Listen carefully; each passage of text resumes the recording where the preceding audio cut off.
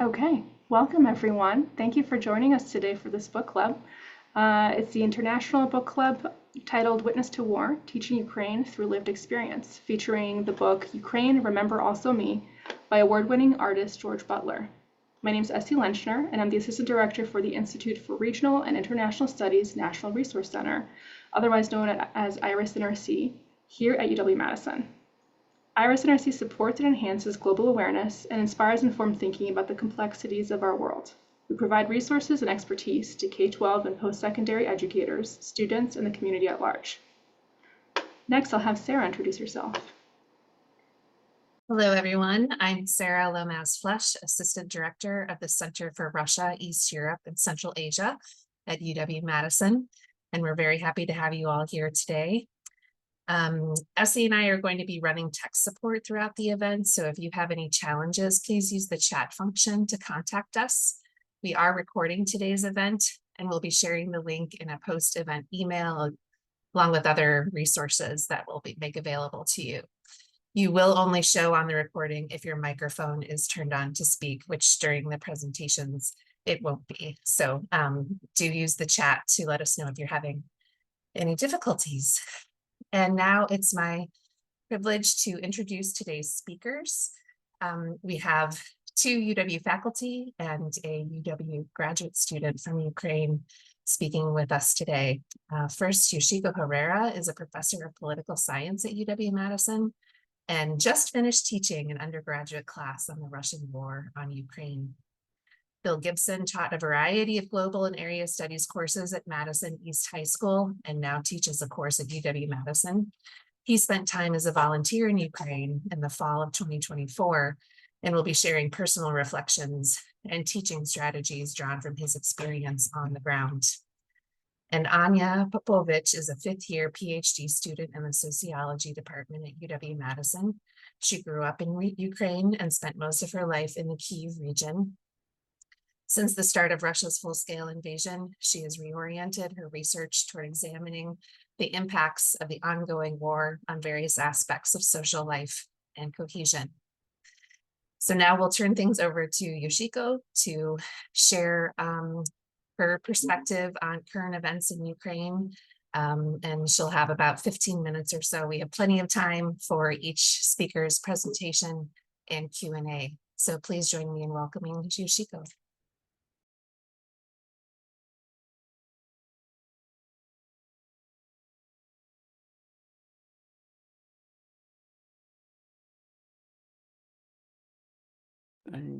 Oh, great. Okay. Thank you, everybody, for joining us today. And I'm going to talk a little bit about the trajectory of the war, starting with how the war started, and in particular, the question of why did Russia invade? I I have taught a whole class on the war, and this is one of the big questions about the war, but I'm just going to give sort of the brief summary here of how things started and where we are. Some of the key factors I think in the war have to do first with Russian imperial ambitions. And I guess if there's one thing I want to leave you with, is that I think that we now know a lot more than we did in 2022 about Russian imperial ambitions, and in particular, the denial of sovereignty and nationhood for Ukraine. And that's sort of the key issue, is that Russia does not want an independent, sovereign Ukraine. They want to control Ukraine. That's why they tried to take over the entire country in the full-scale invasion in 2022. And unfortunately, that goes along with denying nationhood for Ukraine and some of the atrocities and things that have happened to Ukrainians living in occupied areas during the war, and Ukrainians who've been subject to missiles and bombs, etc., even in the non-occupied areas. So I think this question about why Russia invaded and the goal of Russian denial of sovereignty and nationhood for Ukraine is a important part of that answer. It goes along with expanding Russian global power, a very expansive view of Russian Orthodoxy. There's an image there of the Christ the Savior Church in Moscow, which is kind of a symbol of the state-church relationship these days under Vladimir Putin. Related to the imperial ambitions is also the idea of the expansion of Russian various aspects of Russian national identity, including a narrative of humiliation of the 1990s and the idea that Russia was on its knees and that it was taken advantage of by the West. And one of the things that Putin has really pushed is these May 9th celebrations. It's May 7th today, so in 2 days, they're going to have these big Victory Day parades and commemorations in Moscow, and that has been something that this focus, excessive, almost obsessive focus on World War II and the victory over the Nazis is something that Putin has really pushed. And there's different ways to talk about World War II, obviously. But the idea of reliving the past, reliving this glory of Russian military success is a big part of the kind of Russian nationalism that Putin has pressed. And just a third factor I want to note in why the war has taken the trajectory that it has is that there was a big miscalculation by Putin in terms of his expectations of the West, his expectations based on past military successes, if you can call them that, of Russia. But the other thing that he was absolutely wrong about was the idea that Ukrainians would not resist. There's an idea that, the war was supposed to last only a few days or a few weeks. And this was based on the idea that Ukrainians would just accept Russian control of their country. And this is something that has been shown to be wrong again and again, but I want to emphasize that point that Ukrainians are committed to their sovereignty of their country and to their nationhood despite Russian ambitions.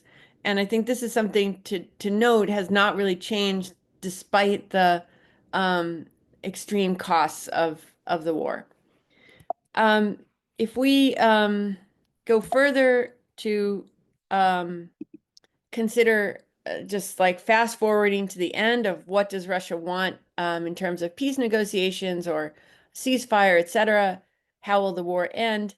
This little picture I have, I think, sums up a lot of what Russia wants, which is two quotes from Putin from last year. This is Dmitry Medvedev, the former prime minister and president, standing in front of a map. That's his map at a geography conference actually for kids in Sochi last year. And Medvedev was quoting Putin saying things like Russia's borders do not end anywhere. Ukraine is, of course, Russia. And this shows that their maximalist goals of taking over Ukraine have not really changed. They repeated similar things more recently. And so let me just go through some of the potential scenarios. One of the ways the war ends would be a military defeat. Ukraine has been fighting for that, and even though there have been some setbacks, in many ways, Ukrainians have done much better than expected, and Russia currently controls about 20% of the territory. Unfortunately, Russia at the moment thinks that it's winning and it has no interest in stopping the fighting. And that's one of the reasons why the Trump peace plans have not gone anywhere. The ceasefires haven't even gone anywhere because Russia is simply not interested in stopping fighting. The idea that if Ukraine would only give up some land, Russia would stop, I think this is just clearly wrong based on historical precedent and also the fact that Russia currently controls about 20% of the territory and hasn't suggested at all, even at a rhetorical level, that that would be enough. The idea of some kind of temporary ceasefire or frozen conflict is looking more and more likely, but that's really only going to happen if there were external pressure on Russia to stop fighting.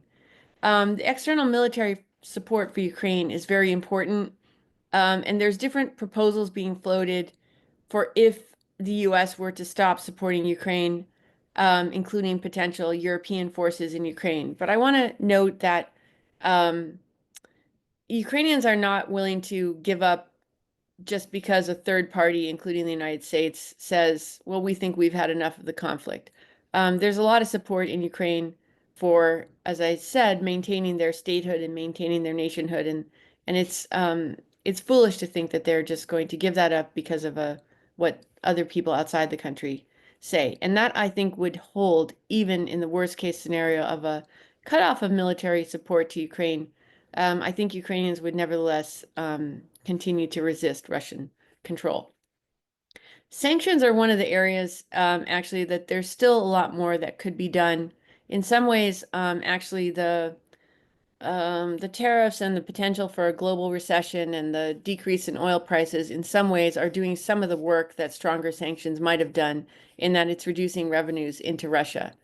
I think sanctions are really important. That's something that the US and European allies could do more on, and that's something even the Trump administration has noted. So I think it's just important to understand we haven't actually done as much as we could on sanctions, uh, even though there have been a wide variety of coordinated sanctions against Russia.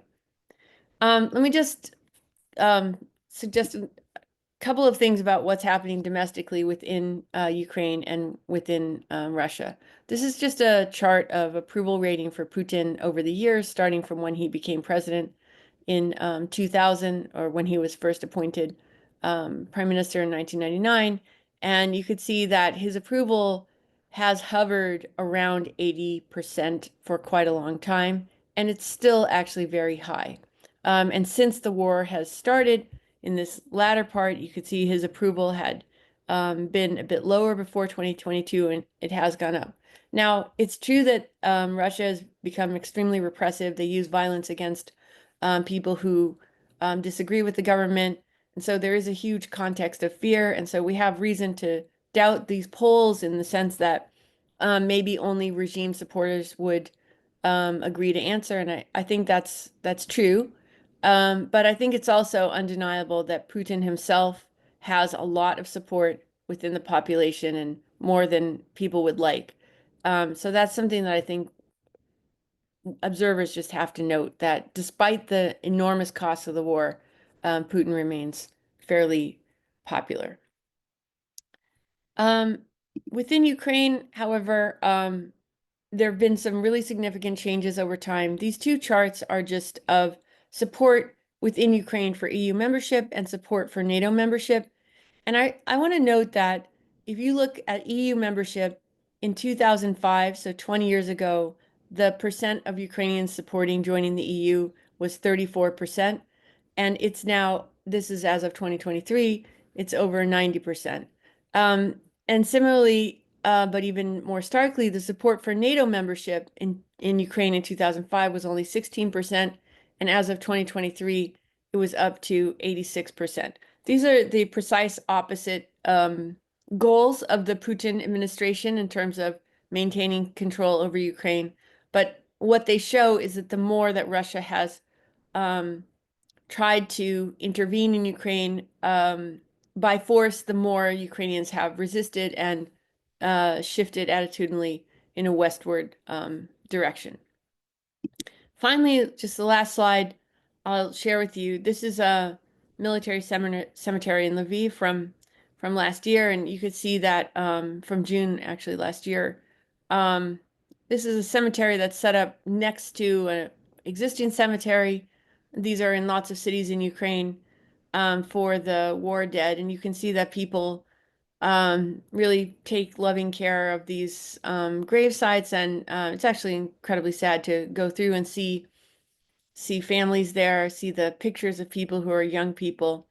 I will kind of connect to the book that we're discussing today, the George Butler book, in the sense that the testimonials of people and the costs of the war are really an important thing to keep in mind, because we can look at a country or a war from a sort of abstract perspective, but when you think of people's lives being lost, people being wounded, and even apartment buildings, playgrounds, schools, etc., being bombed, if you just think on a individual level what it means if you had a car accident, or if a tree fell on your house, or some sort of accident like that, like how, or not to mention something worse like a flood or fire or something like that happened, and how destructive that would be on an individual level. And you can see that kind of thing is magnified throughout the country. So each of these losses, each of the buildings destroyed, each of the people's lives changed or lost, those are all individuals, that add up, and each one matters. And I think the book, the testimonies from the war, are a good way to connect people on a human level with the destructiveness of the war and what's happening. Um, and so the final thing I want to say is just if you ask, like, why doesn't Ukraine just give up? Why don't they just say we've had enough fighting? I just want to note that, of course, nobody wants the war to end more than Ukrainians, because they're the ones taking the brunt of the destruction with the war being fought in their country. But people at this point, they are committed to having an independent democratic state. They're committed to having and maintaining a Ukrainian nation where people are free to speak Ukrainian, to know their history, to just live as they would want to live. And also, Ukrainians also have already sacrificed so much in terms of casualties, over 400,000 casualties on the Ukrainian side, and probably around 900,000 on the Russian side. With around 46,000 Ukrainians killed and probably almost certainly over 100,000 Russians killed. And there's also Ukrainian children that have been deported to Russia, over 20,000, by some estimates even more. 10 million displaced people, both internally and externally, and probably $1 trillion in economic damage to Ukraine. So there's been just tremendous sacrifice, and the mistreatment and atrocities and war crimes that have occurred in the eastern parts of Ukraine that we know of, are one of the reasons why Ukrainians are unwilling to give up on their fellow citizens and on the future. So I'll leave it at that, and thank you very much.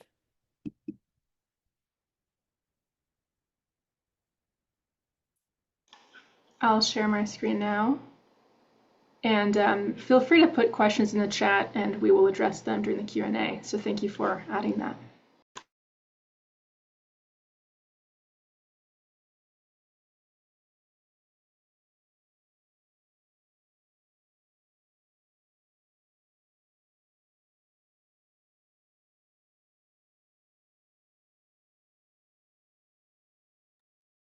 And next, we're going to hear from Bill Gibson, and SE is just loading his presentation this time.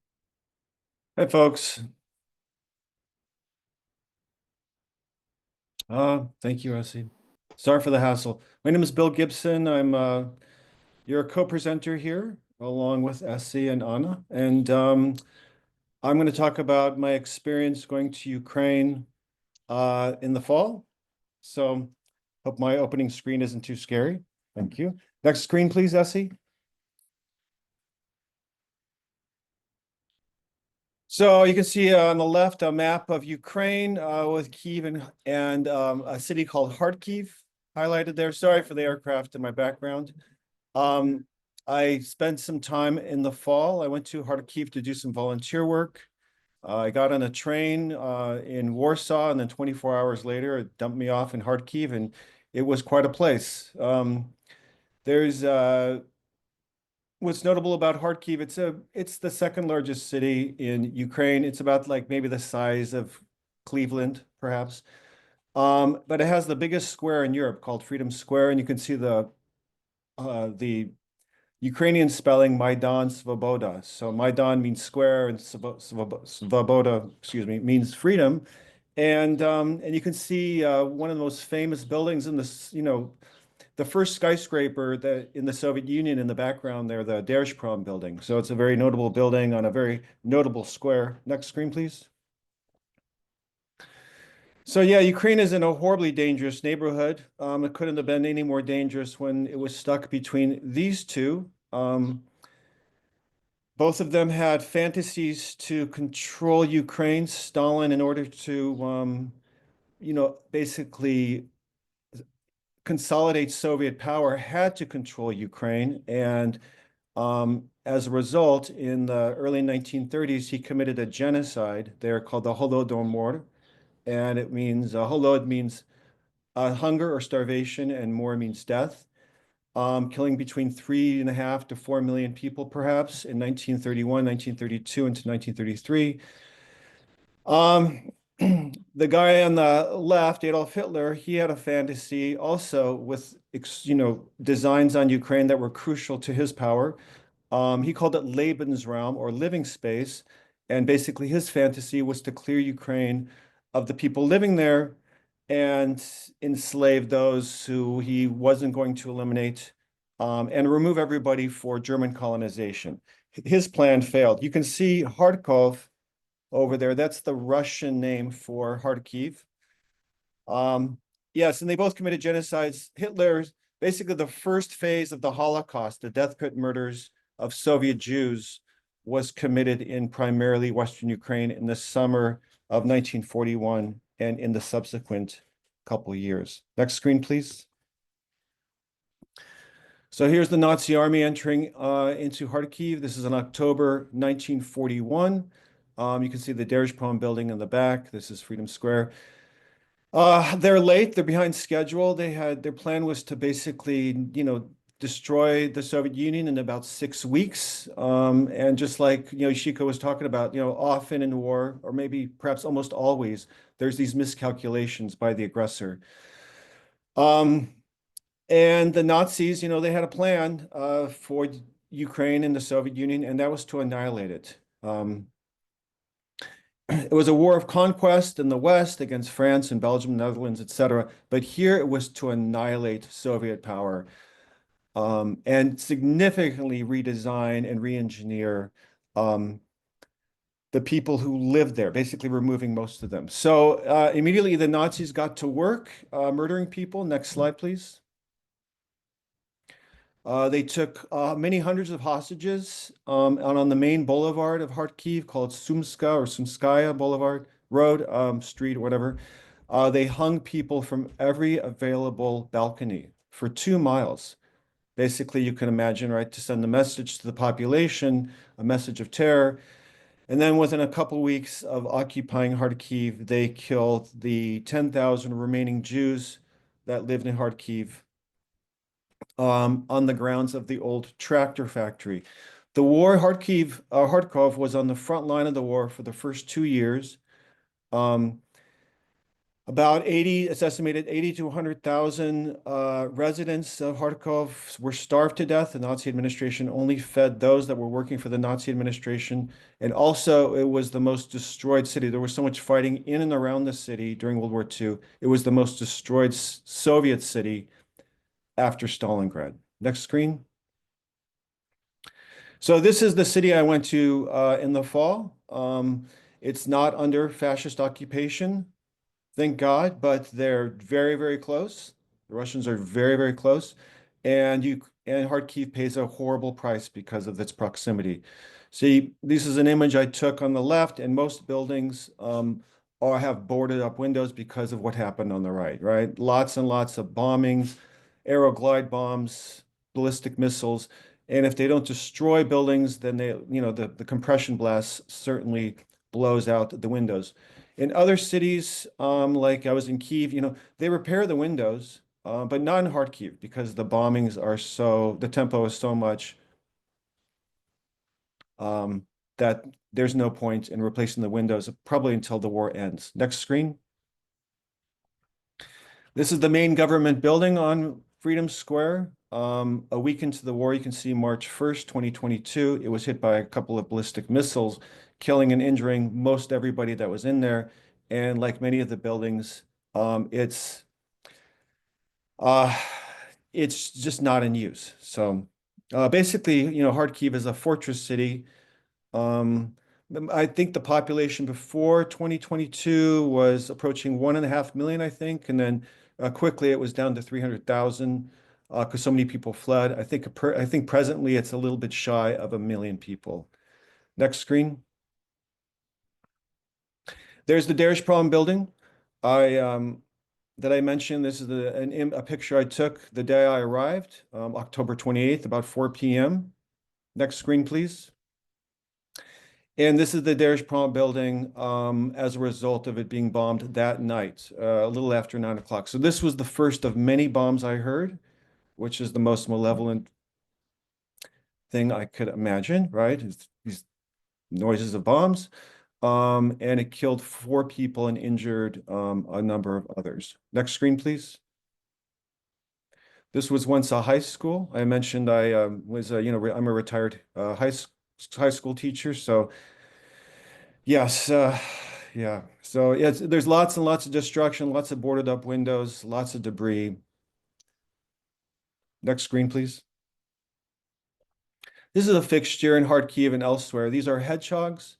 This is an image on the left from World War II. These are anti-tank obstacles, and you can see a couple of stylized ones here on the right.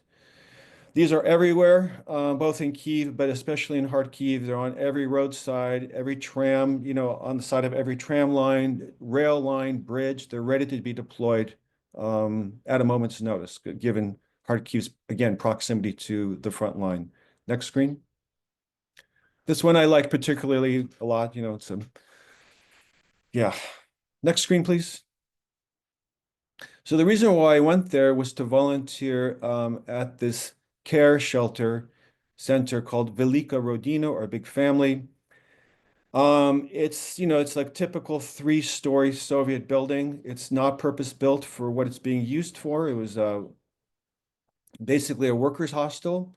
But now it is being used as a shelter and a care center for people displaced by the war. Next screen. They have furry animals that reside there and feathered animals that reside there. Next screen. But most of the residents are like Vera here on the left, really quite old, many of them in their 80s and 90s. There's even a couple of people there who are over 100 years old. So you could look at Vera, right? She was a child. She survived Hitler, and now she's got to deal with Putin. There are others there who are over 100 who survived both the Holodomor in 1932, 1933, and Hitler, and now Putin. There's about 65 residents when I was there. There lots and lots of PTSD, along with the stress of just being old and displaced. And most of the residents are from rural areas, but they're all from the Kharkiv area. You can see over to the east of Kharkiv, a town on a river called Kupiansk. There was just some residents that arrived the day after I got there, and they had extreme PTSD, extreme disorientation. And again, these people are like in their 70s, in their 80s. I mean, many of us, or perhaps all of us, have elderly relatives, and we know how difficult their lives are in the best of times. You can see a town called Vovchansk up to the northeast of Kharkiv, right on the Russian border. There was a woman, a resident there named Tatiana, and she lost everything. Her house was blown up. She was talking about her husband was blown to smithereens without, anything to bury. She mentioned she was talking about a river full of a burning river full of soldiers. And I asked her, like, whose soldiers, and Ukrainian or Russian? And she shrugged and she said both. And she always had a wet towel around her neck, right? I assume because of what she had experienced, right? The fear of falling debris. So next, please. This is what Vovchansk looks like today. And so yeah, Tatiana's husband is out there somewhere, right? It's blown to smithereens. Next, please. The resident that I cared for the most was Svetlana. She she had disabilities. She has a very, very hard life. She was the youngest resident. She was 30. My gosh, she was an absolute inspiration to be around all the time. It was great, working with her. She loved to be outside. She loved exercise. She loved to eat, and she loved to smile. And boy, was she glamorous, as you can see. Next screen, please. And for me, I mean, I would certainly vote for her to be Ukraine's ambassador of happiness, if not the whole world's. I mean, she was just a glorious she's just a very glorious person. So it was an honor to be working close with her and to hear the stories of the other folks. Next screen, please. This is Olga Kleitman. She's the person who runs the NGO that runs the shelter. She has another operation in Kharkiv, which is to manufacture camouflage nets and ghillie suits and specialized equipment for intelligence units. You can see me there in the ghillie suit. I would not have made a very fine soldier because I probably wouldn't have been able to see very well, but that's okay. But yeah, Olga, she was an architect and very strong. But yeah, we go on runs together to run errands. And she was always so stressed. You know, I'd get in the car, I'd be like, "How's it going?" She's like, "Horrible." I'd be like, "What's up?" She said, "Well, my cousin was just killed in Kupiansk. He was part of an intelligence unit." She said, "Yeah, his whole unit was wiped out." So she's quite the it's quite the place, Kharkiv. These women there, man, my God, they are so strong. They are such incredible role models, really. Next screen. This is where I worked for 22 years, Madison East High School. And a couple years ago, we formed a humanitarian club. And the humanitarian club raised about $1,500 for the shelter's operations. The shelter basically runs purely on private donations. So it's, you know, it struggles a lot. So I brought much needed money to the shelter to pay for food and some other things, some infrastructure, some upgrades to a very, very old Soviet building. Next screen, please. So here I am with some folks on a shopping run. Uh, you know, we're up against the supermarket, and there's our groceries. We're looking behind the camera, perpendicular to the supermarket. Next screen, please. Is what used to be called a hypermarket. This is like a kind of DIY store, like hardware and other kinds of things. Next screen. And it was a year ago, May 2024. It was full of shoppers, 120 people, and it was hit by 2 aero glide bombs simultaneously, killing and immolating dozens of people. So whenever these people go shopping, right, this is what they see. This is the last thing before they see before they go into the supermarket. Right, it's just basically just a death trap, a charnel house. Next screen, please. This is an image of an aero glide bomb. This was the main plague for Kharkiv while I was there. Now it's drones, but when I was there, it was always these glide bombs blowing up. They're all business. It's just unlike a ballistic missile or a drone, which is, you know, has an engine and the fuel. This is just a bomb. It's just a dumb bomb full of explosives, you know, encased in iron, and has a kit, some pop-out wings and an inertial guidance system. And the Russians can drop these things, again, because Kharkiv is so close from the Russian side of the border. These things fly 25, 30 miles, and then they smash into an apartment building or a bakery or a school. And basically the pattern when I was there was like there'd be bombing, you know, throughout the day. And then at night, there'd be often bombings like around like between 9 and 10.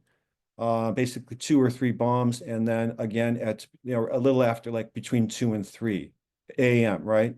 So people are continuously reminded that death is so close. And again, so while I was shopping, some bombs were dropping in the background. You can play the video, see if it works. We just did our shopping.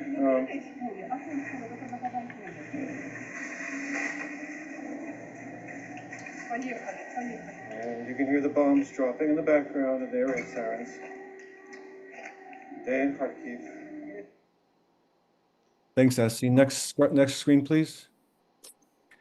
After working in Kharkiv, after volunteering there for a little bit, and then acceding to the pleas of my family to leave Kharkiv, I went to Kiev, which was much safer.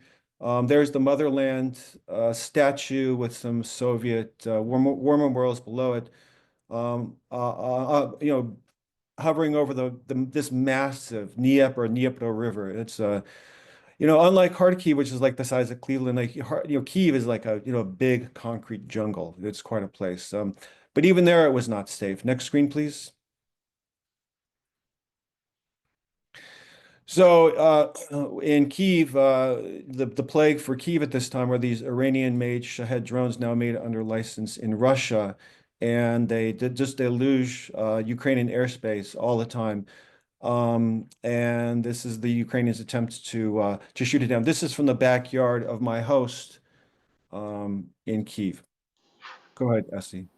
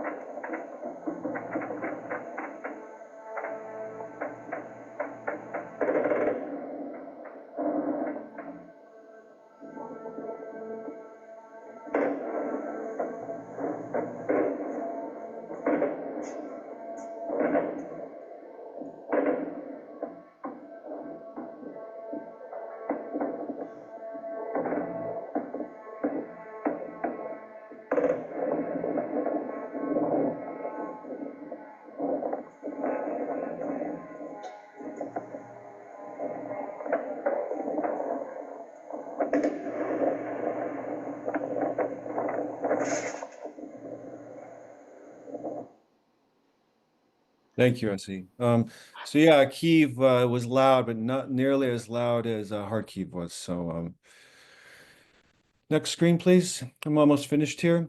Maybe the most extraordinary place I went to was this place called Babin Yar, which maybe some of you have heard of. Yar in Slavic languages means ravine or canyon. Next screen, please. So this is Babi or Babin Yar. This is an image from the fall of 1941. And it's the site, I think, perhaps of the largest massacre in European history. On September 29th and 30th, 1941, the remaining Jews of Kyiv, the ones who were not able to leave before the Nazis arrived, basically, you can see here the older elderly and their caregivers. Almost 34,000 of them were taken from Kyiv, from the city, and then marched to the outskirts and murdered in this ravine.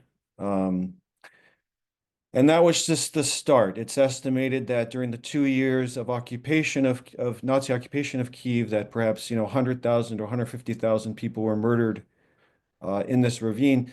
And I went to Rwanda a couple years ago, and you go to these genocide memorial sites, and there's always these big graveyards. But here, there's no grave sites.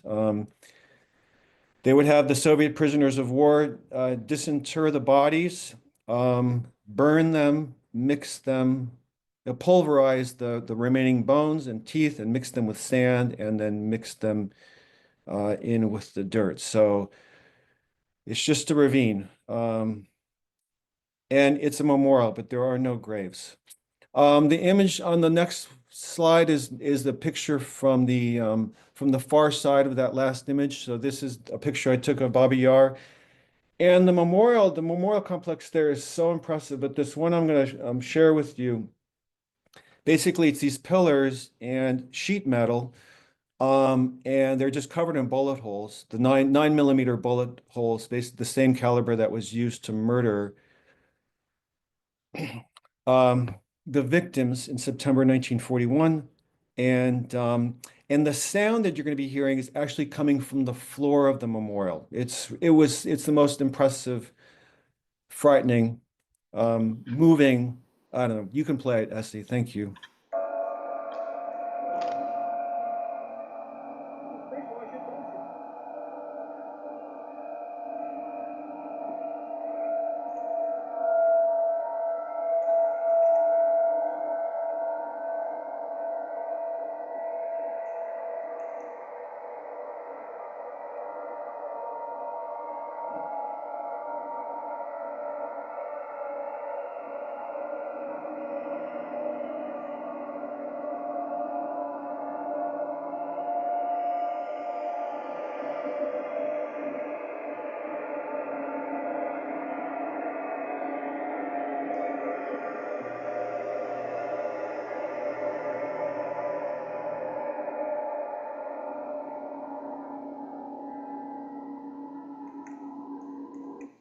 Thank you, Essie. Next screen, please.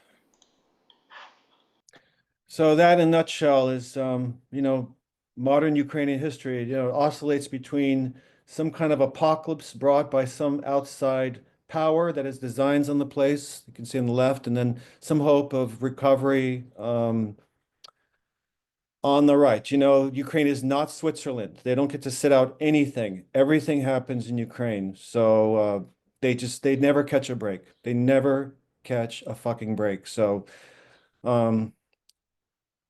next screen. So that's my presentation. Thanks. It was nice sharing it with you. Thank you. Thank you very much, Bill. And we'll have time for questions. If you have questions in the meantime, feel free to add them to the chat. And lastly, we're going to hear from Anya. Anya, the floor is yours. Hello, everybody. Well, thank you for inviting me to participate in this event. And I thank a lot the previous presenters for wonderful presentations. I don't have a PowerPoint or anything like that, but I want to share some extra information and probably say a few words about my research that does solve some theoretical sociological problems, but also just contains wonderful, interesting, and counterintuitively life-asserting stories about Ukrainian people, those who are currently in Kharkiv that we just saw in the pictures, and Kiev. So first of all, I wanted to say that I will start with some facts about Ukrainian population. Ukrainian population has been in crisis basically since the collapse of the Soviet Union. It peaked around 52 million people in 1993. But then due to the poverty that Ukrainian people faced in the 90s, and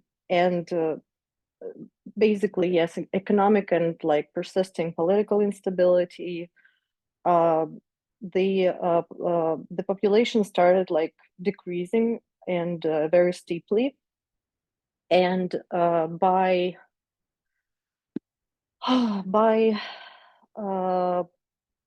2005, it fell. It fell very significantly, so that the Ukrainian government introduced some policies for increasing fertility, and these were some maternity, payments, right? So like when women give birth to children, they are eligible to receive some benefits from the state. But and this had some positive effects, but unfortunately, in 2014, Russia basically started, and this is when actually the war started for many of the people, especially for those who live in Kharkiv. I'm not even saying about Donbas population, right? This is when the conflict in Donbas started, and this is what was the long kind of like prelude, military prelude before the start of the full-scale invasion in 2022. This war started because Russia responded by supporting the separatist conflict in the eastern part of Donbas in Ukraine, to the protest movement of 2013 and early 14 that ousted Ukrainian then President Yanukovych, who was like Russia's kind of marionette president. And Russia annexed Crimea first, and then started this military conflict in Donbass. And unfortunately, since that time, the population of Ukraine again fell a lot and kept falling, exacerbated later by COVID-19 and eventually the full-scale invasion. And let's say the population used to be 52 million. It became 41 million by the start of the full-scale invasion. And by the most optimistic assessments based on the programs that people developed to actually support the fertility and some natural growth of population, including the return of war migrants back to Ukraine. By the most optimistic assessments, the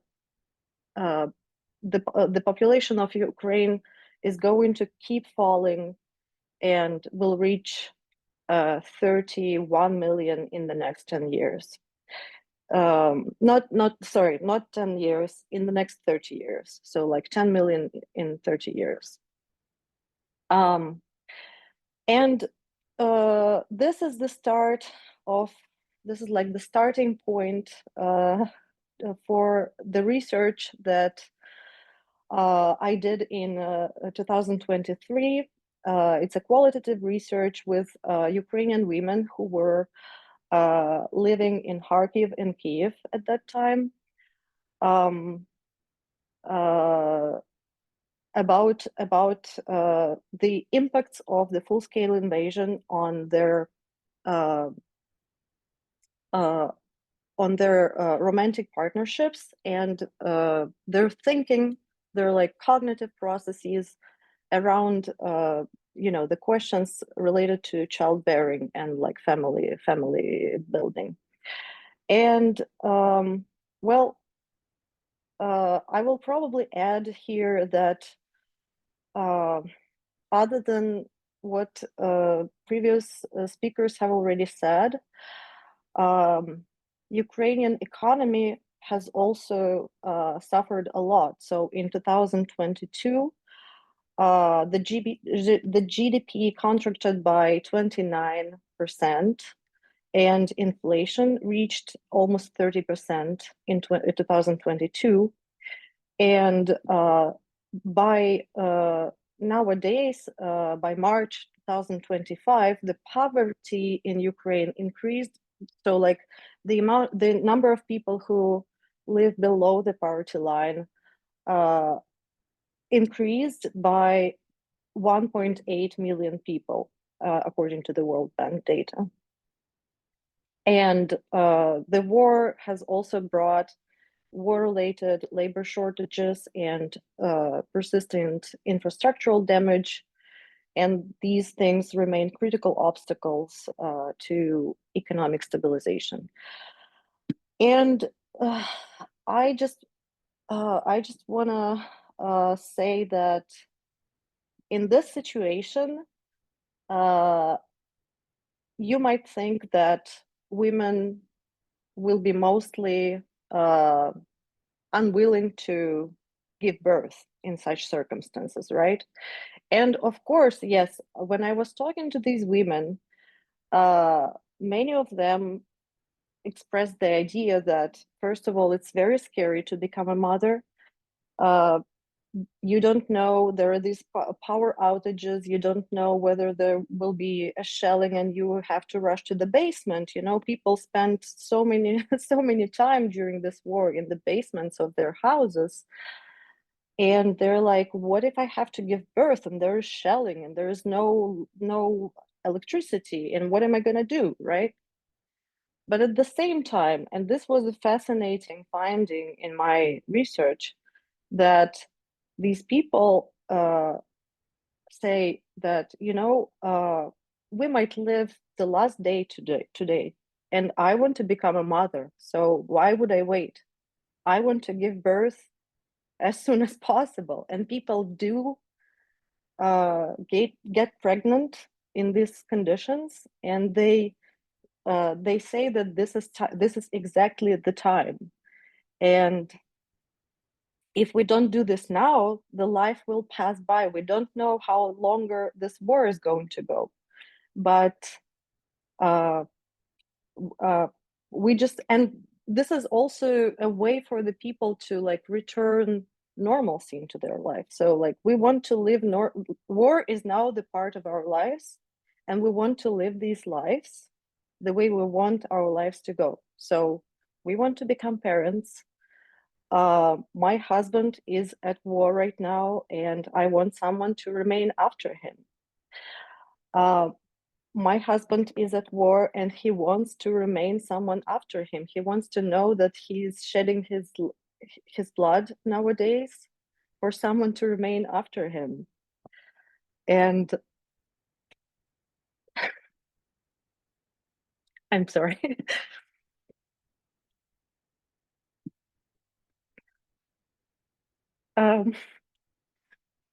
And there has been even some nationalistic sentiment in these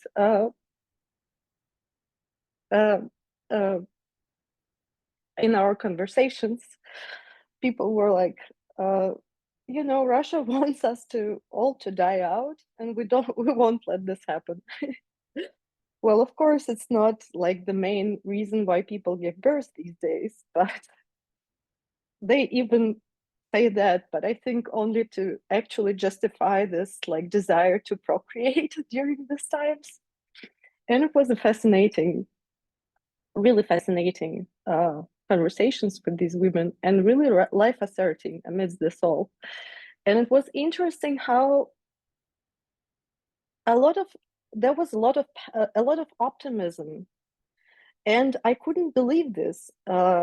And later, when I also did some research with migrant women in Germany, Ukrainians who migrated to Germany during the full-scale war, I realized that it is us who are outside Ukraine, who are in the safer zones, who probably are in like more privileged position because we have some, I don't know, jobs outside Ukraine. I mean, I realized that we really have this attitude towards what's happening in Ukraine, and we see all these pictures, we watch all these news, and we think that this is horrible, and we're right, this is horrible, but people really like get to terms with this, and they live there, they have fun, they go places, they meet with their friends who still left in Ukraine. And one more thing, and I think this will be my last point, because this research was also, this research was about not only about childbearing but also romantic relationships. And a lot of people actually claim that their relationships with their partners became so during this war, it became so strong and so supportive and so gentle, and people shared this like incredible, I don't know, stories about how, some details, like there is shelling going on, everything is like exploding, there's this noise everywhere because something is landing somewhere, something is exploding. And he would hold me at night and just saying, I'm here, don't worry, I'm here with you, nothing is gonna happen to you. and people were saying we became like one during this time. We we we feel like we just met. We feel this like being in love, and we spend so much time together. We care about each other so much. We don't want to spend our maybe last minutes together quarreling or fighting. We just want to be kind and very supportive to each other. I'm sorry.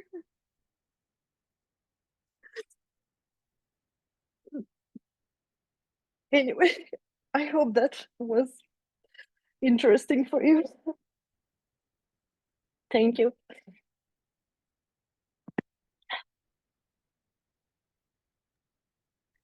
Thank you, Anya, so much for sharing all of that. And I wanted to mention before we move on to more Q&A that both Anya and another UW sociology graduate student, Olga Marasova, who would not be here today, have offered to share their contact information with participants of today's event. So those educators among you who would like to be in touch with them, if they can assist you in your classrooms or with ideas for curriculum, they're willing to be a resource for you.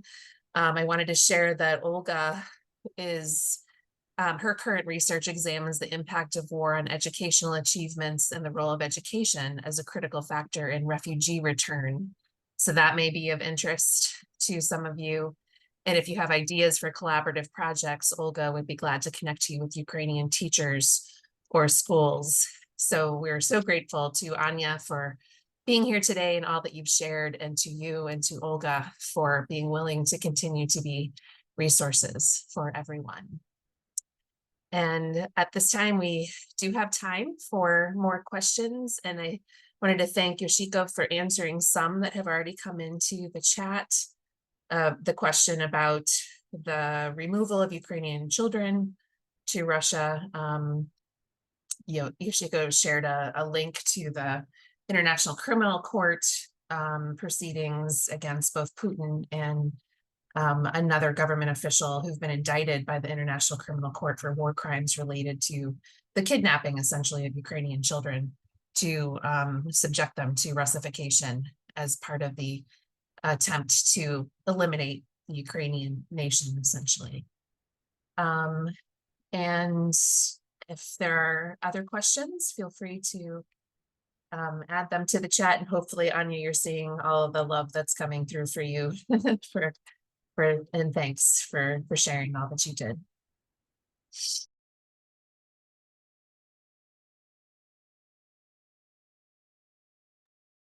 Thank you, Anya. It's wonderful.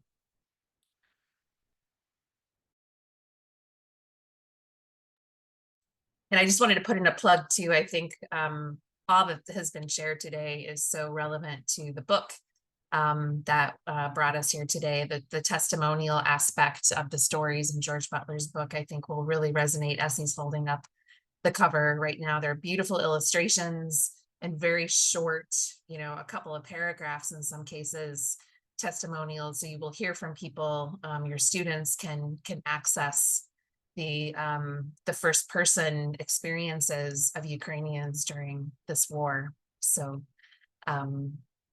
we look forward to sharing those books with you soon.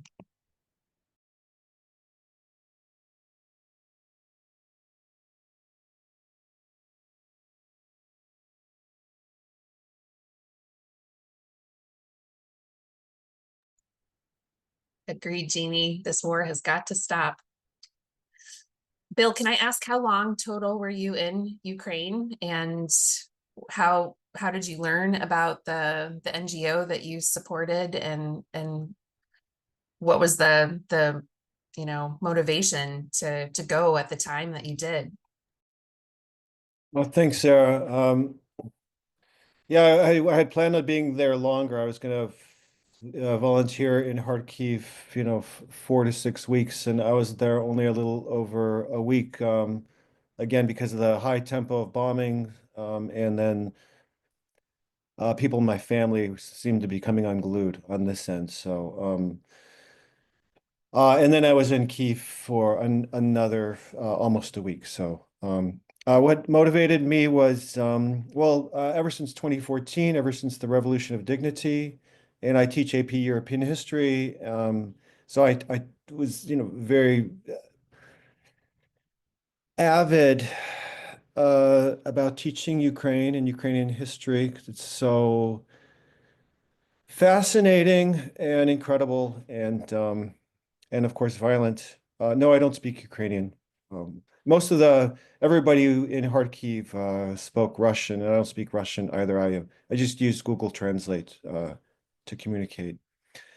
So when I retired last June, I was, freed up to be mobile, and I thought, well, I should maybe.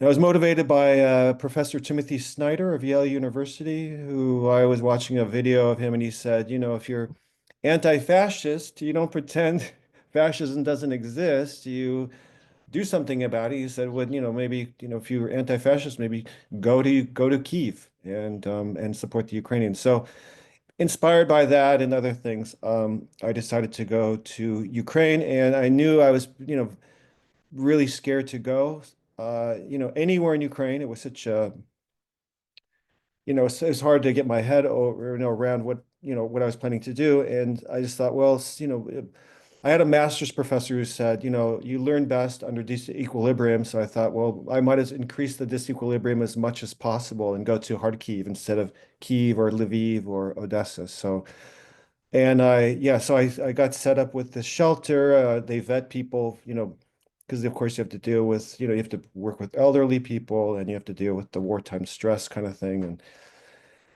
so that was the motivation. And then the push factor, of course, was, I have a lot of influence as a teacher. And so it was, if I do this, then I could come back. We have a Human Rights Week presentation series at East High School every year. Yoshiko presented there a couple of years ago about the war. So I thought, well, I'd go and present, and teach students about the experience. So yeah, it was both a pull factor of, so proud of Ukraine. I can't even think of anything in my whole life that I'm actually more proud of, to be honest. I think it's just how it works out. And then the push factor, for being an educator. So it was a confluence of motivations. And then also they needed money. The shelter did. So we raised that money with the humanitarian club. So yeah, things just came together. Thank you. And then there was a follow-up, and I'll circle back, Essie, to your question, but can you share, Bill, what exactly you did? You mentioned supporting the ambassador of happiness, Yeah. but Yeah, that was essentially it. You live at the shelter. There was really, uh, it was so hard. It was so hard at the shelter. The conditions were so primitive. And, basically you end work at 7 at night. It's dark. Bombs are about to start dropping, curfews coming up. So it was just, it was basically just being at the shelter, going out with Olga, running errands, doing some shopping runs, but just supporting the residents, making sure that they were fed. I would feed Svetlana because she couldn't feed herself. Um, and yeah, just taking care of the place and supporting the women who were the backbone of that whole operation. I mean, there were some men who, I guess they worked there, but they mostly just sat around and smoked. I don't know, it was very interesting. The men who I saw there were so shut down. They were so shut down, and the women were so animated. It was a strange insight into something, I'm not sure what, but it had a big impact on me. These women were very, very strong. So I was basically just supporting these women and with their massive workload. and a follow-up about Svetlana, I think you said her name was, do you know how she ended up there? Does she have relatives who also reside there and take care of her? Yeah, I mean, she'd basically been living in a chicken coop before she was a resident at the shelter. So her mom is pretty crazy. Yeah, so so it's just just like all the other people who lived there, they were basically just brought there as a place of last resort. So yeah, one thing I wanted to mention is that it's interesting at the shelter, they actually practice euthanasia, assisted dying techniques. So most of the people who live at the shelter are going to presumably die at the shelter. So it's yeah, it's quite a heavy place. But Svetlana, she sure made it. She should give it a lot of lightness for sure. Yes, you can donate to this shelter for sure. I can you can donate to the NGO. Olga would love it. They need the money. They need the resources. They're desperate. As Anya was talking about, you know, inflation, the price of goods, it's all going up, and yeah, they need a lot of support. So we can share a link to that. We'll confirm that information. Thank you, Essie. Yes, we'll confirm the name of the organization and include a link in the follow-up email. And then I wanted to circle back to Essie's question about Zelensky and Yoshiko or Anya. Do either of you want to weigh in on how Ukrainians feel about Zelensky, President Volodymyr Zelensky? Sure, I can say a little bit. His popularity shot up after the initial full-scale invasion in 2022, because of his bravery and courage, I think, in standing up to Russia. Of course, like 3+ years into the war, it's really hard for any leader to maintain, you know, such a high level of popularity, given that it's such a costly war and people want something to change. They want the war to end. So actually, and Ukraine is a democracy. I mean, something really important about Ukraine is that since 1991, they've had a lot of turnover of incumbents, often being, except for one case, incumbents being voted out and new people being voted in. So it's not a place where people don't have opinions and people don't care what happens in politics. Like they have had two successful social revolutions in 2004 and in the Revolution of Dignity in 2014. So that kind of creates, you know, a lot of pressure, and a lot of like good debate about politics, etc. To some extent, his popularity had been going down until this spring, when there was that Oval Office debacle in February. It's like if you watched it, it's a very disgraceful event, where Ukraine was being pressured to not only accept this unfair minerals deal, but just a kind of very disrespectful exchange between especially Vice President J.D. Vance and President Zelensky. Um, and this actually, even though it was in some ways like a disaster for U.S.-Ukrainian relations, it increased the support within Ukraine for Zelensky because people appreciated him standing up for Ukraine and trying to make the case for Ukraine with the United States, even in a difficult environment. So there's, you know, so his popularity went back up a bit. There's some other people actually that have like, you know, considered potentially popular support, but I want to note that the Ukrainian constitution doesn't allow for presidential elections during a time of war and martial law. And even if that weren't the case, like just logistically, like people who are fighting in the war should have a say in the governance of the country. And you can't have elections with this active front, very active front and active war fighting, not to mention the 10 million displaced people. So the logistics of having an election are very difficult, and that's why that's why they have postponed elections for the time being. And I know there's some people that try to press this point about why Ukraine should have elections, but really, I think just logistically, it doesn't take long to understand why that would be extremely problematic, and and why it makes sense that they haven't done that. Thank you.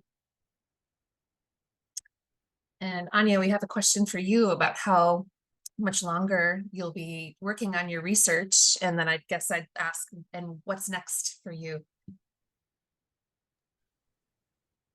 Thank you. So to be done with my dissertation, I need another article, and I'm working on it now. That research about about women in Ukraine, it's actually done, and I'm literally going to send it tomorrow to a journal. So yeah, we will keep hold fingers crossed. Yeah, so right now I'm doing this research with Ukrainian women, female refugees to Germany. And that, I guess, will be wrapping up probably by the end of the summer, I hope. Yeah, and then I probably need 1 more year to be done with everything. If you're if you're interested about my dissertation, yeah. So probably will be on the job market starting next fall or the fall after that. Yeah. Wonderful. Well, good luck to you, and we'll look forward to sharing links to all your future publications. Thank you. That's wonderful. I think we can probably have our final question from Richard. He asks in comments that the Oval Office scene was an embarrassment, shameful behavior by US officials, and asks, will Ukraine's parliament likely approve or reject the recent US-Ukraine minerals deal? Yoshiko, any ideas or thoughts? I think it's a little bit hard to know because there's a lot of like these deals, there's a lot of uncertainty about what's exactly in them. So it's going to take, I mean, they're not a rubber stamp, so there's going to be people that read it and check what's in it, etc. There's some things, there's rather vague security guarantees, if you can call it that, from the US side, so it's kind of vague. I would say, given the vagueness of it, it's actually a better deal for Ukraine than some of the previous versions, which were really horrible. So on the one hand, I think it's actually good that it's not as bad as it, it could have been. The Trump administration hasn't been threatening to cut off military support, which is another good sign. I think rhetorically, there's some important points, like the war does the naming of the war is it names Russian aggression. It calls it a war. It doesn't just call it a conflict. So I actually think rhetorically there's some good language in there that suggests the US is actually on Ukraine's side again. So I think there's like a sliver of hope in there. On the other hand, there's not a lot of specifics on how it's going to be implemented and things like that. So my answer is I don't really know, but I could imagine at the moment there's not a lot there's not it's not as objectionable as it could be, so maybe it has a decent chance, but it's not a formal treaty, so it's not subject to ratification by our Congress either.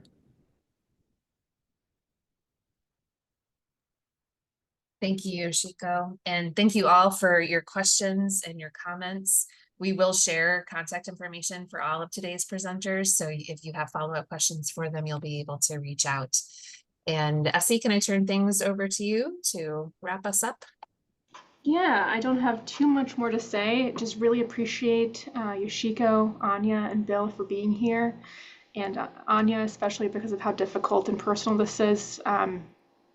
I feel your vulnerability, and I hand it back to you or give it back to you. I really appreciate you being here and sharing your story. Thank you to everyone else who came today. Please fill out the survey I just put in the chat. It'll also be included in the post-event email, along with the dozens of fantastic resources that have been referenced throughout. Thank you for everyone participating, and we'll see you next time.